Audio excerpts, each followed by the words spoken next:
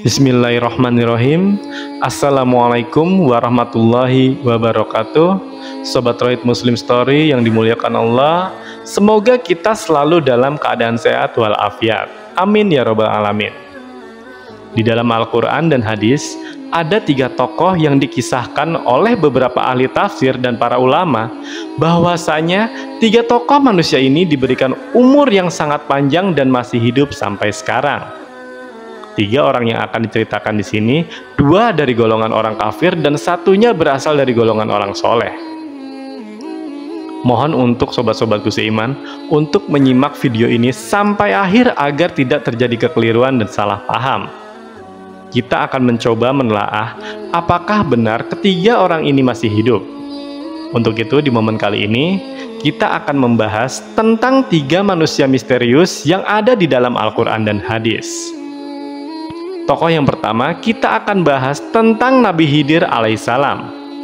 Balia bin Malkan adalah nama asli dari Nabi Khidir alaihissalam.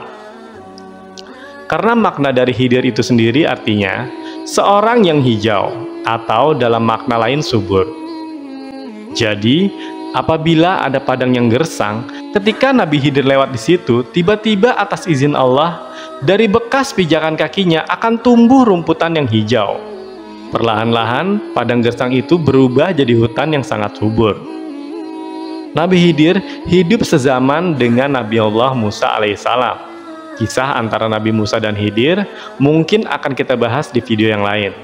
Intinya, Nabi Khidir ini ayahnya adalah seorang raja. Intinya, Nabi Khidir ini ayahnya adalah salah seorang dari raja Bani Israel. Artinya, Nabi Khidir ini pangeran yang suatu saat nanti akan menggantikan ayahnya menjadi raja.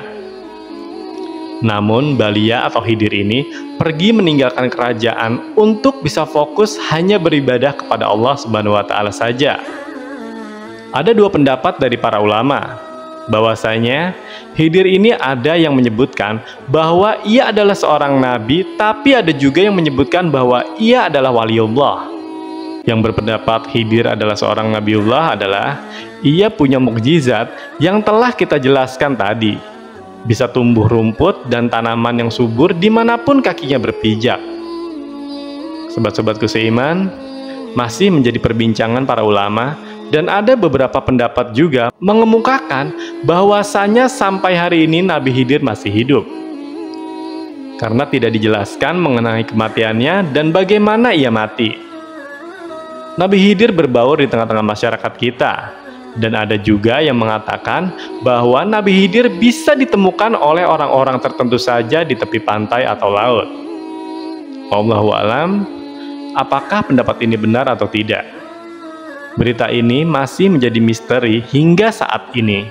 Tapi kalau kita lihat di dalam Al-Quran surat Al-Anbiya ayat ke-34, dan kami tidak menjadikan hidup abadi bagi seorang manusia sebelum engkau Muhammad. Maka jika engkau wafat, apakah mereka akan kekal? Artinya, mustahil jika Nabi Khidir masih hidup. Dan surat Al-Imran di ayat ke-185, setiap yang akan merasakan mati dan hanya pada hari kiamat sajalah diberikan dengan sempurna balasanmu.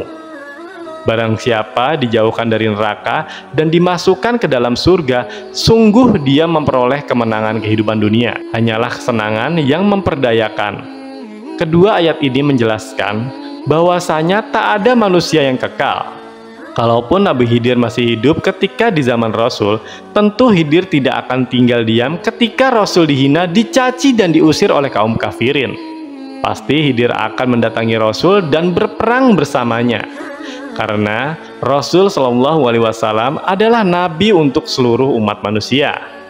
Pendapat ulama Hasan Al-Basri mengatakan bahwasanya Nabi Khidir sudah wafat, karena tidak ada satupun hadis yang tetapkan bahwa Nabi Khidir masih hidup hingga saat ini. Termasuk Imam Bukhari ketika ditanya tentang Nabi Khidir dan Nabi Ilyas, apakah keduanya masih hidup? Maka Imam Bukhari memfatwakan bahwasanya keduanya telah wafat. Kecuali Imam At-Tabari menukilkan pendapat dari sebagian para ulama yang mengatakan bahwa Khidir itu masih hidup. Wallahu alam, hanya Allah yang mengetahuinya. Tapi pendapat yang lebih kuat bahwasanya Nabi Khidir itu sudah meninggal dunia. Dan yang kedua, Samiri. Samiri ini adalah nama asli dari Musa bin Ja'far. Dia adalah seorang tokoh dari golongan kaum munafik yang mengajak orang-orang kepada kemusyrikan. Namanya disebutkan sebanyak 3 kali di surat At-Toha. Samiri hidup sezaman dengan Nabi Allah Musa alaihissalam. Samiri ini, sobat-sobatku, dikisahkan bahwa ia membuat kegaduhan ketika Nabi Musa sedang bermunajat kepada Allah selama 40 hari. Tiba-tiba, Samiri membuat patung anak sapi yang bersuara.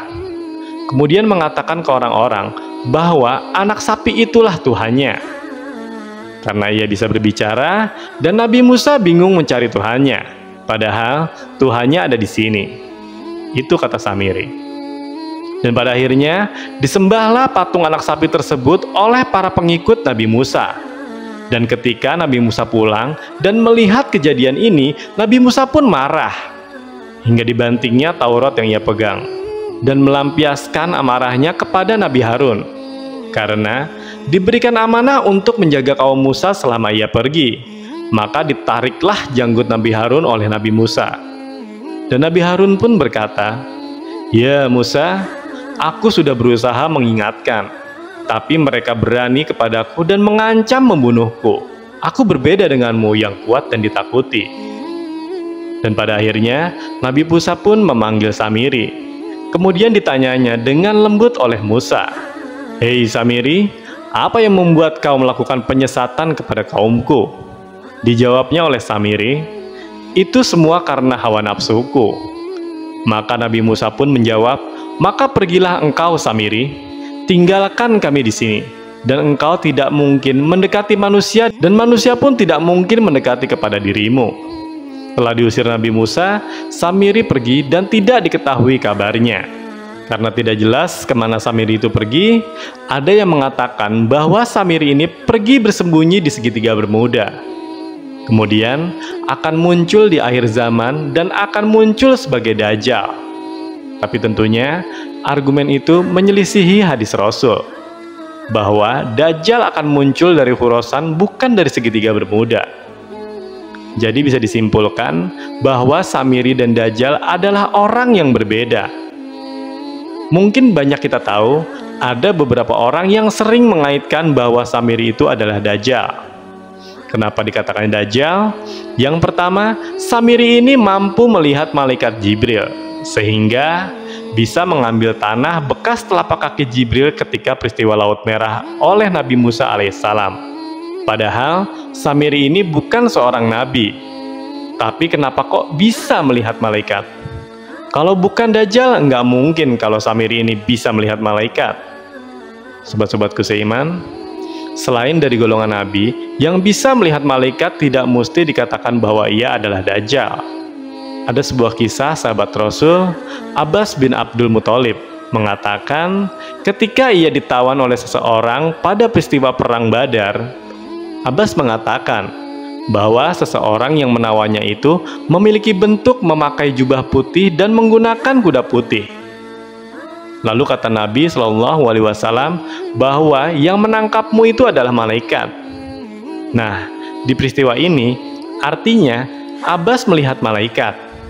Padahal Abbas bukan seorang nabi. Makanya dikatakan bahwa kalau Samiri juga melihat malaikat, maka berarti dia bukan harus Dajjal apalagi nabi. Karena ia menyelisihi Nabi Musa alaihissalam, jadi Samiri adalah seorang manusia biasa sama seperti kita. Dan bisa jadi sangat mungkin bahwa Samiri ini sudah meninggal dunia. Beberapa sahabat Rasul mengatakan bahwa Ibnu Sayyad adalah Dajjal. Salah satunya adalah Umar bin Khattab radhiyallahu an.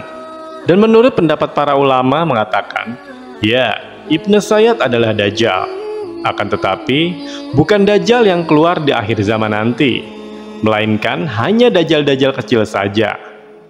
Karena di zaman yang sama ada pedagang yang bernama Tamim Adari yang menceritakan kisahnya tentang bertemu dengan Dajjal di suatu pulau kecil yang berada di tengah-tengah lautan. Ini bisa menjadi argumen bahwasanya Ibnu Sayyad bukan Dajjal di akhir zaman. Karena Ibnu Sayyad tinggal di Madinah, sedangkan Tamim Ad-Dari bertemu Dajjal di suatu pulau di tengah lautan luas. Imam Ibnu Katsir juga mengatakan bahwa Ibnu Sayyad ini bukan Dajjal yang akan keluar di akhir zaman. Maka, apakah Ibnu Sayyad masih hidup sampai sekarang? Ada kabar yang mengatakan bahwa ia tewas di Perang Harrah. Dan di akhir hidupnya, Ibnu Sayyad masuk Islam. Kemudian punya anak, dan anaknya ini menjadi tokoh tabi'in hebat. Dan bahkan, Ibnu Sayyad pernah naik haji. Dan haji masuk kota Madinah dan Mekah. Sementara Dajjal tidak mungkin masuk ke kota Madinah dan kota Mekah. Dajjal itu kafir, Ibnu Sayyad masuk Islam. Dajjal itu tidak mempunyai anak, Ibnu Sayyad punya anak. Ini menegaskan bahwa Ibnu Sayyad bukanlah Dajjal. Lalu kenapa orang-orang banyak berspekulasi bahwa Ibnu Sayyad ini masih hidup?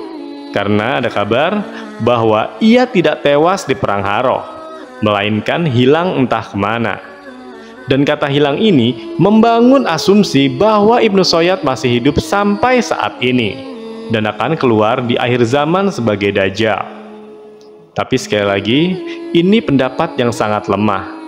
Pendapat lebih kuat adalah Ibnu Sayyad bukanlah orang-orang yang usianya ditangguhkan seperti yang orang-orang menganggap bahwa ia adalah Dajjal. Baiklah, semoga kisah kali ini dapat memberikan kita semua pelajaran dan manfaat. Sampai jumpa di kisah-kisah seru dan penuh makna selanjutnya. Saya akhiri. Wassalamualaikum warahmatullahi wabarakatuh.